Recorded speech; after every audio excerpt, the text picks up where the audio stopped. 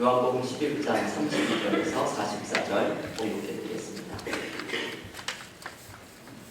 마리아가 예수 계시는 곳에 가서 배웠고 그 발 앞에 엎드려 이르되 주께서 여기 계셨더라면 내 오라버니가 죽지 아니하였겠나이다 하더라. 예수께서 그가 우는 것과 또 함께 온 유대인들이 우는 것을 보시고 심령에 비통히 여기시고 불쌍히 여기사 이르시되 그를 어디 두었느냐 이르되 주여 와서 보옵소서 하니 예수께서 눈물을 흘리시더라. 이에 유대인들이 말하되 보라 그를 얼마나 사랑하셨는가 하며 그중 어떤 이는 말하되 맹인의 눈을 뜨게 한 이 사람이 그 사람은 죽지 않게 할 수 없었더냐 하더라. 이에 예수께서 다시 속으로 비통히 여기시며 무덤에 가시니 무덤이 불이라 돌로 막았거늘 예수께서 이르시되 돌을 옮겨 놓으라 하시니 그 죽은 자의 누이 마르다가 이르되 주여 죽은 지가 나흘이 되었음에 벌써 냄새가 나나이다. 예수께서 이르시되 내 말이 내가 믿으면 하나님의 영광을 보리라 하지 아니하였느냐 하시니 돌을 옮겨 놓으니 예수께서 눈을 들어 우러러보시고 이르시되 아버지여 내 말을 들으신 것을 감사하나이다. 항상 내 말을 들으시는 줄을 내가 알았나이다. 그러나 이 말씀 하옵는 것은 둘러선 무리를 위함이니 곧 아버지께서 나를 보내신 것을 그들로 믿게 하려 함이니이다. 이 말씀을 하시고 큰 소리로 나사로야 나오라 부르시니 죽은 자가 수족을 배로 동인 채로 나오는데 그 얼굴은 수건에 쌓였더라. 예수께서 이르시되 풀어 놓아 다니게 하라 하시니라. 네. 요즘 예수님과 동행하는 삶을 살아가기 위해서 예수를 만난 사람들 연속 설교를 나누고 있습니다. 오늘 10번째 시간에는 마르다와 마리아 자매의 이야기를 함께 묵상합니다. 오늘 본문 요한복음 11장에는 마르다와 마리아 자매가 경험했던 슬픔에 대해서 소개합니다. 이 자매에게는 나사로라는 오빠가 있었는데 이 나사로가 병으로 세상을 떠나게 됩니다. 마리아와 마르다는 오빠의 치유를 위해 예수님이 와주시기를 청하였는데 예수님이 이들이 사는 베다니에 도착하셨을 때는 이미 나사로가 세상을 떠난 지 나흘이 된 때였습니다. 마리아와 마르다는 큰 슬픔 가운데 있습니다. 이들은 큰 절망 속에 잠겨 있습니다. 예수님은 이 자매가 겪고 있는 슬픔과 절망을 치유해 주기를 원하십니다. 그동안 예수를 만난 사람들 연속 설교를 나누면서 주님을 만나면서 해결한 삶의 문제들을 소개하였습니다. 사마리아 여인의 상처의 문제, 빌립이 겪었던 인간적인 계획의 문제, 가늠한 여인의 죄의 문제, 부자 청년의 재물의 문제, 지난 주일에 묵상하였던 유다와 베드로의 시험의 문제와 같은 것들입니다. 우리에게는 모두 다 삶에서 씨름하고 있는 삶의 문제가 있습니다. 하지만 예수를 만나면 우리의 삶의 문제가 해결됩니다. 왜냐하면 우리 주님께서는 삶의 문제보다 크신 분이기 때문입니다. 오늘은 우리가 삶에서 경험하는 슬픔과 절망의 문제를 함께 묵상합니다. 오늘 본문에서 오빠를 떠나보낸 슬픔에 잠겨있는 마리아와 마르다에게 예수께서 찾아오십니다. 마리아는 예수님을 만나자마자 그 앞에 엎드리면서 오늘의 본문이 이렇게 시작했죠. 주님이 여기 계셨더라면 내 오라버니가 죽지 아니하였을 것입니다. 마리아는 눈물을 쏟습니다. 마리아의 이 말은 주님에 대한 원망이 담겨있는 것이 아니라 사실 이 말에는 주님에 대한 신뢰가 담겨 있습니다. 주님만 계셨더라면, 주님만 이 자리에 계셨으면 모든 문제가 해결되었을 텐데 안타까워하는 마음이 담겨 있습니다. 예수께서는 자신 앞에 무릎 꿇고 탄식하며 울고 있는 마리아를 불쌍히 여기십니다. 그리고 오늘 본문 35절에서 이렇게 본문은 말을 합니다.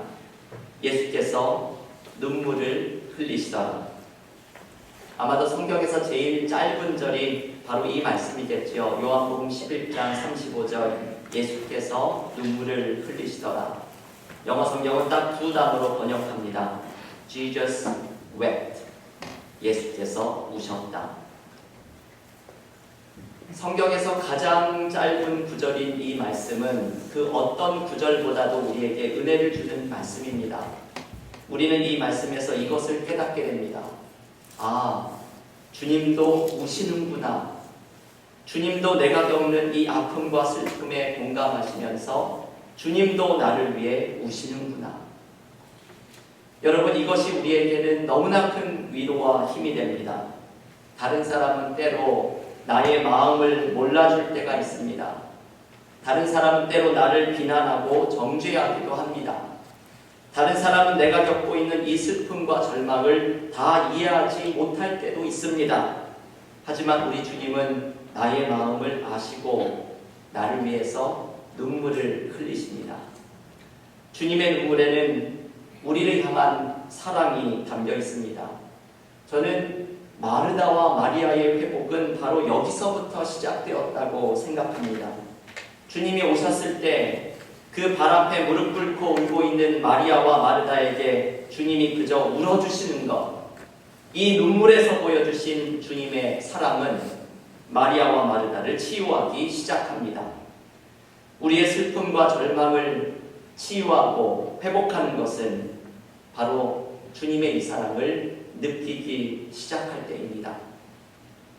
C.S. 루이스는 고통의 문제라는 책에서 똑같은 이야기를 전해줍니다. 인간이 고통의 문제를 치유하는 방법은 하나님의 사랑을 경험할 때라는 것입니다. 얼마 전에 제가 이 인용을 소개해드린 적이 있는데 C.S. 루이스가 표현하는 하나님의 사랑에 대해서 한번 여러분 귀를 기울여서 들어보십시오. 기독교에서 하나님이 인간을 사랑하신다는 것은 말 그대로 하나님이 인간을 사랑하신다는 뜻입니다. 두렵고도 놀라우며 참된 의미에서 우리를 사랑의 대상으로 삼으셨다는 뜻입니다. 여러분은 사랑의 하나님을 만나고 싶어 했습니다. 그 하나님이 여기에 계십니다. 세상을 창조해낸 사랑으로서 작품을 향한 화가의 사랑처럼 집요하고 자식을 향한 부모의 사랑처럼 신중하고 숭고하며 남녀의 사랑처럼 질투할 뿐 아니라 꺾일 줄 모르는 철두철미한 사랑으로 여기 계십니다. 어떻게 이런 일이 가능한지 저는 모르겠습니다. 피조물이, 더욱이 우리 같은 피조물이 창조자의 눈에 그토록 엄청난 가치를 지니는 이유를 인간의 이성으로서는 설명할 길이 없습니다. 이 부담스러운 영광은 우리가 감히 받을 자격도 없고 감히 바랄 수도 없는 것임이 분명합니다. 감정을 초월한 분이 마치 열정에 휘말린 듯 사랑하시며 복의 근원이 되시는 분이 마치 무언가 부족해서 갈망하는 듯 사랑하십니다. 여러분, 이 말씀이 C.S. 루이스가 발견했던 하나님의 사랑입니다. 아주 기이한 사랑. 우리를 향해 베푸시는 하나님의 기이한 사랑을 이렇게 노래합니다. 그리고 이 하나님의 사랑을 묘사하는 책의 제목이 바로 고통의 문제입니다. 바로 이것을 말하고 싶은 것이죠. 고통의 문제를 이겨낼 수 있는 방법은 바로 이 하나님의 사랑을 뜨겁게 경험하는 것이라는 말씀입니다. 감정을 초월한 창조자가 그토록 열정에 휘말려 나를 사랑하시고 복의 근원이 되시는 분이 마치 무언가 부족해서 갈망하듯이 사랑하시는 존재가 나라는 것, 내가 그런 존재라는 것을 발견하는 순간 우리는 고통의 문제를 이겨낼 수 있는 힘을 발견합니다. 오늘 마리아와 마르다 자매는 가족을 잃은 슬픔 속에서 이들을 찾아와서 울어주시는 주님을 발견합니다. 그 속에서 주님의 뜨거운 사랑을 느낍니다. 그리고 주님의 사랑이 이들을 치유하기 시작합니다. 여러분, 우리의 슬픔과 절망 속에서도 이것을 발견할 수 있기를 원합니다. 우리가 삶에서 경험하는 슬픔과 절망은 주님의 사랑을 발견해야 하는 자리입니다. 여러분 이것을 기억하십시오. 우리의 삶의 슬픔과 절망은 단순히 좌절하고 아파하는 자리가 아니라 그곳에 찾아와서 뜨거운 사랑을 보여주시는 주님의 사랑을 발견해야 하는 자리입니다. 그때 우리는 주님의 사랑으로 모든 슬픔과 절망을 이겨내는 힘을 발견하게 될 것입니다. 오늘도 우리의 삶의 모든 문제마다 찾아오셔서 우리의 아픔에 함께 눈물 흘리시는 주님의 사랑으로 새로운 힘을 얻는 믿음의 교우들이 되시기를 간절히 기원합니다. 계속되는 본문에서 예수께서는 마리아와 마르다에게 죽은 나사로의 무덤을 막은 돌을 옮겨 놓으라고 말씀합니다. 하지만 마르다는 오늘 본문 39절에서 이렇게 말합니다. 주여, 죽은 지가 나흘이 되었음에 벌써 냄새가 나나이다. 마르다의 이 말은 아무런 희망이 없음을 알려주는 대목입니다. 죽은 지 나흘이나 되어서 벌써 시신이 썩는 냄새가 진동하니 이 슬픔과 절망의 무게가 얼마나 큰지를 알려주는 대목입니다. 무언가 새로운 일이 벌어지기에는 이미 너무 늦었음을 알려줍니다. 하지만 주님은 바로 이 절망의 끝에서 상상하지 못한 새로운 일을 일으키십니다. 바로 죽은 나사로를 다시 소생시켜 주시는 것입니다. 톨스토이는 이런 말을 하였습니다. 인간의 절망은 하나님의 기회이고 인간의 끝은 하나님의 시작이다. 여러분 이것이 바로 오늘의 본문에서 일어나는 일입니다. 인간의 절망은 하나님이 일하시는 기회이고 인간의 끝은 하나님의 새로운 일이 벌어지는 시작입니다. 절망과 슬픔이 깊어질수록 우리는 하나님의 새 일을 기대하며 나아가야 합니다. 오늘 이 본문의 말씀처럼 죽음이 극복되었다면 우리의 삶에서 극복되지 못할 절망은 없습니다. 주님이 우리와 함께 하실 때 우리의 절망은 주님께서 일하시는 새로운 기회임을 믿고 나아가야 합니다. 예수께서는 바로 이 절망에서 새로운 일을 이루어 가시는 하나님의 역사를 보도록 이 두 자매를 초대합니다. 오늘 본문의 주제절이 40절 말씀입니다. 여러분 이 말씀을 한번 읽어볼 텐데요. 주보 앞에 놓이는 요절의 말씀 요한복음 11장 40절 한 목소리로 읽겠습니다. 예수께서 이르시되 내 말이 내가 믿으면 하나님의 영광을 보리라 하지 아니하였느냐 하시니. 네. 여러분 이 말씀이 참 은혜가 되고 또 도전이 되는 말씀입니다. 내가 믿으면 하나님의 영광을 보리라. 여러분 우리의 삶 속에는 하나님의 영광이 나타납니다. 우리의 삶의 깊은 슬픔과 절망 속에 하나님의 영광이 나타나는 것을 보아야 합니다. 나의 슬픔 속에 함께 하시는 하나님의 임재를 발견하고 나의 절망 속에 새로운 길을 여시는 하나님의 일하심을 발견해야 합니다. 여러분, 여러분의 삶 속에는 하나님의 영광이 나타나고 있습니다. 하일 아이들만 목사님의 은혜가 더 크다라는 책에는 필 헨슨이라는 분의 이야기가 소개됩니다.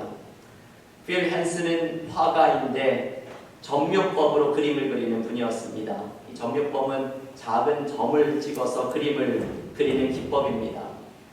이분이 미세한 점을 찍으면서 그림을 그리는데 너무 열중을 하다가 신경에 손상을 입게 되어서 손을 떨게 되었습니다. 손을 떨게 되었더니 미세한 점을 찍는 것이 불가능하게 되었습니다. 예전에는 이분에게 점묘법이 강점이었는데 손을 떨려 점을 찍지 못하니 자신의 강점이 오히려 약점이 되어버렸습니다. 그런데 헨슨의 의사가 이런 말을 합니다. 그냥 떨리는 손을 받아들이는 것이 어떠세요? 의사의 이 말이 헨슨에게는 큰 자극으로 다가왔습니다. 자신의 약점을 받아들이기를 초대하는 의사의 말을 듣고 헨슨은 자신의 손떨림을 받아들이기로 결심하였습니다. 그리고 이 떨리는 손으로 예술적인 여러 가지 실험을 하기 시작했습니다. 그리고 놀라운 일이 벌어졌습니다. 자신의 작품을 파괴한다고 생각했던 손떨림이 오히려 그의 작품에 새로운 영감을 주기 시작한 것입니다. 그의 약점이 오히려 강점이 되었습니다. 그래서 빌 한슨은 이렇게 외칩니다. 손떨림을 받아들여 보세요. 영어로 embrace the shake. 지금도 인터넷에 embrace the shake를 치면 빌 한슨의 동영상을 보실 수 있습니다. 여러분, 손떨림을 받아들이라는 이 말은 신앙의 진리이기도 합니다. 우리는 내가 가진 약점과 약함을 받아들여야 합니다. 왜냐하면 우리의 약함 속에 하나님의 강함이 드러나기 때문입니다. 사도 바울은 고린도후서 12장에서 자신의 연약함을 고쳐주시기를 하나님께 간구합니다. 그런데 사도 바울이 들었던 하나님의 응답은 이것입니다. 고린도후서 12장 9절의 말씀입니다. 나에게 이르시기를 내 은혜가 내게 족하도다. 이는 내 능력이 약한 데서 온전하여집니다 하신지라. 그러므로 도리어 크게 기뻐함으로 나의 여러 약한 것들에 대하여 자랑하리니 이는 그리스도의 능력이 내게 머물게 하려 함이라.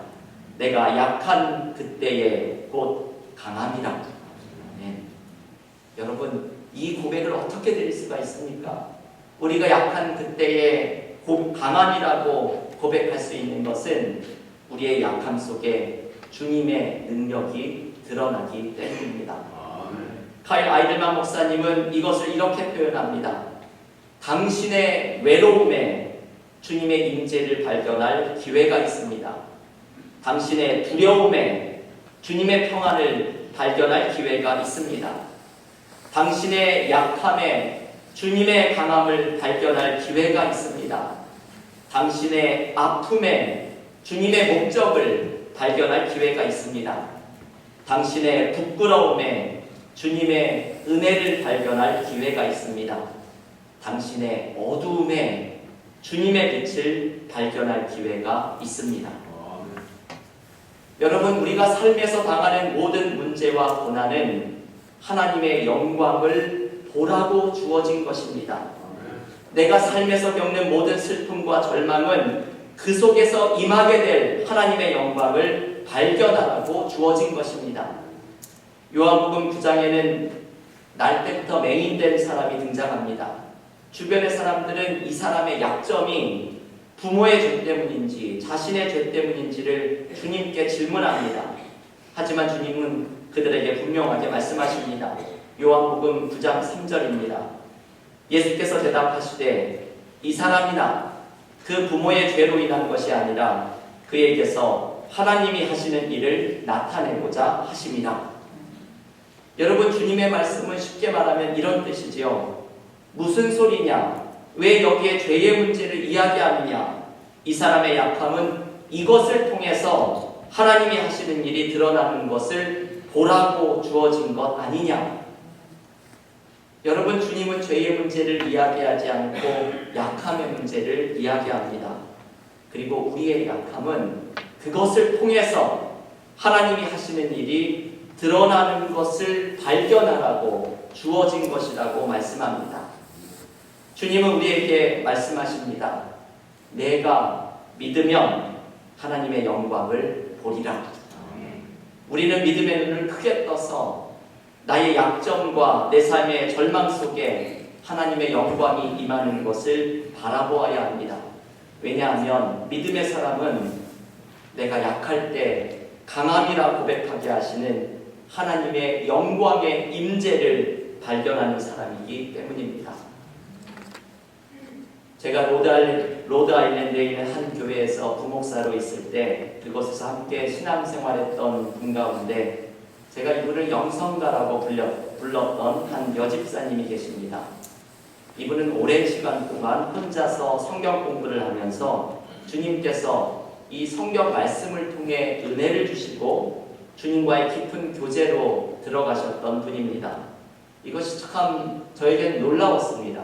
신학교육을 전혀 받지 않으셨던 분이지만 하나님께서 이분에게 얼마나 깊은 성경에 대한 이해와 신학적인 통찰력을 주셨는지 저는 늘 이분과의 대화에서 감탄하였습니다. 저는 집사님이셨지만 이분을 늘 존경하면서 이분에게 집사님은 영성가세요. 항상 이렇게 말씀을 드렸습니다. 이분이 저에게 이런 글을 주신 적이 있습니다. 사람은 하늘을 나르는 새처럼 가벼워야 한다는 폴 밸러리의 말이 생각납니다. 이런 말이죠. 사람은 새처럼 가벼워야지 깃털처럼 가벼워서는 안 됩니다. 우리가 새처럼 가벼워지기 위해서는 내 안의 모든 것이 죽어야 합니다. 나의 모든 중력이 없어지고 주님의 무게만 남을 때 우리는 새처럼 날게 될 것입니다. 저는 이분이 쓰신 이 글에서 마지막 말씀이 참 마음에 와닿았습니다. 나의 모든 중력이 없어지고 주님의 무게만 남을 때 우리는 새처럼 날게 될 것입니다. 여러분, 나를 땅으로 끌어내리는 중력은 삶에서 경험하는 염려와 근심, 슬픔과 절망과 같은 것들입니다. 그리고 주님의 무게만 남게 된다는 것은 내 삶에 임하는 하나님의 영광의 무게를 의미합니다. 성령이 폭포수처럼 부어주시는 하나님의 사랑, 내 삶의 약함에 함께 하시는 주님의 임재, 이 모든 것이 바로 하나님의 영광의 무게입니다. 내 삶에서 나를 끌어내리는 모든 중력이 사라지고 하나님의 영광의 무게만 우리에게 남게 될 때 우리는 새처럼 날아올라 주님과 함께 비상하게 될 것입니다. 사랑하는 교우 여러분, 우리의 삶 속에는 많은 슬픔과 절망의 순간이 찾아옵니다. 하지만 오늘 주님께서 우리에게 주시는 이 두 가지의 말씀을 기억하십시오. 우리의 슬픔은 주님이 얼마나 우리를 사랑하시는지를 발견하는 자리입니다. 우리의 슬픔과 절망은 하나님의 영광이 임하는 것을 발견하는 자리입니다. 주님이 우리에게 오늘 말씀하십니다. 내가 믿으면 하나님의 영광을 보리라. 나의 삶의 문제 속에서 나를 도와주시는 하나님의 임재가 나타납니다. 내가 약할 그때가 강함이라 고백하게 하시는 하나님의 영광이 우리의 삶 속에 드러납니다. 오늘 이 말씀을 나에게 주시는 말씀으로 받으면서 우리의 삶의 모든 슬픔과 절망 속에 새 힘을 주시는 하나님의 은혜를 경험하시기를 기원합니다. 내 삶의 모든 슬픔과 절망 속에서 이것이 오히려 하나님의 사랑과 하나님의 영광을 발견하는 자리로 변하며 새처럼 주님과 함께 날아오르는 믿음의 교우들이 모두 되시기를 주님의 이름으로 간절히 축원합니다.